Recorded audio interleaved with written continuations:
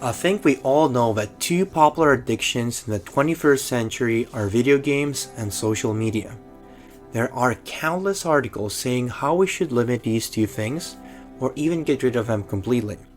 However, in this video, you'll find out why social media is way worse than video games. Social media makes you compare yourself to others, thinking that you're not good enough in whatever you do. There will be people with amazing bodies, or a very smart 16-year-old making millions of dollars.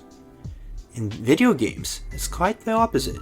No matter the type of game you play, you constantly become better in a form of defeating other online players or maxing out your stats in single-player games.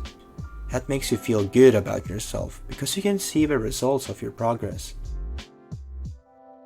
Fear of missing out makes you post those Instagram stories to show that you're having a great life. We all know that anecdotal rule. If you didn't post it, did it really happen? This doesn't allow you to enjoy the present properly. FOMO also makes you watch the stories of others having fun, which makes you upset that you're not there. In video games, you enter any world you want to be in.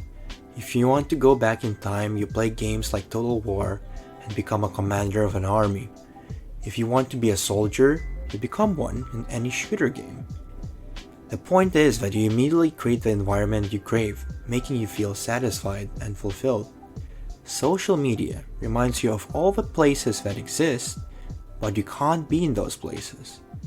It could be a party you're not invited to, a holiday in Bali, or some cool rooftop bar in another city. Of course, seeing that your friends are there and you're not definitely does not make you happy. This round will be quite equal. Let's discuss interactions with other people. In social media, most interactions are quite negative. On Facebook, you're probably recommended controversial videos where people voice their opinion in the comments. Of course, you probably disagree with half of the comments and you feel angry that people think that way. In video games, there are definitely toxic communities that bully if you're bad at the game or just simply for no reason. However, if you play single-player games, you interact with the AI, so the majority of interactions are entertaining. I guess both online communities are quite toxic.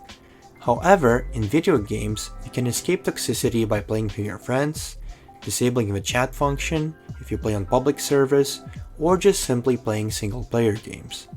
On the other hand, it's very hard to avoid toxic posts or comments on social media. Why are we comparing these two modern time wasters?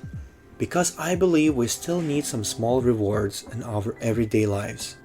For example, if you come back after work, do your chores, and do your workout, you can reward yourself with some video games before you go to bed. Having no little rewards in our lives might lead to burnout. Therefore, people should have them to increase their long-term productivity.